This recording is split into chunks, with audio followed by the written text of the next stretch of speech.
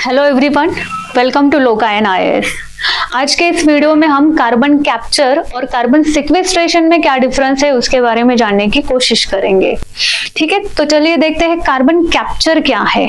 मान लो कि कोई ऐसी जगह है वहां से कार्बन का इमिशन हो रहा है। ठीक है, तो वो इमिशन एटमॉस्फेयर में जाने से पहले ही हमें उसको क्या करना है, रिमूव करना है। तो उसे हम क्या कहेंगे, कार्बन कैप्चर।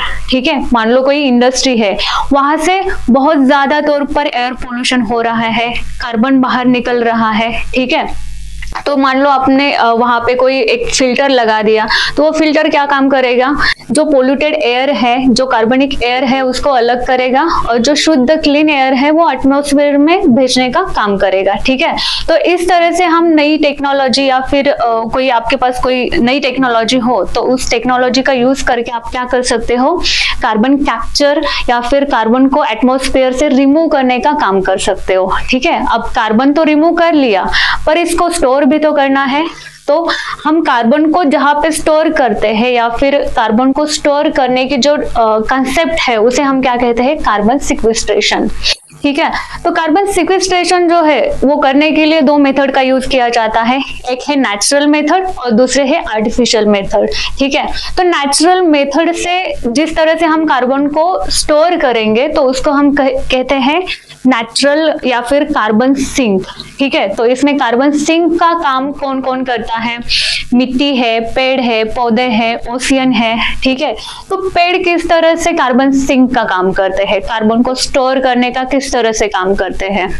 हमें पता है कि पेड़ क्या करते हैं, हमें ऑक्सीजन प्रोवाइड करते हैं और कार्बन डाइऑक्साइड को एब्जॉर्ब करने का काम करते हैं। इसी तरह से ओशियन क्या काम करता है, ओशियन में बहुत सारी वनस्पतियां रहती है जैसे कि फाइटोप्लैंक्टन्स है, सी ग्रासेस है, सी वीड्स है।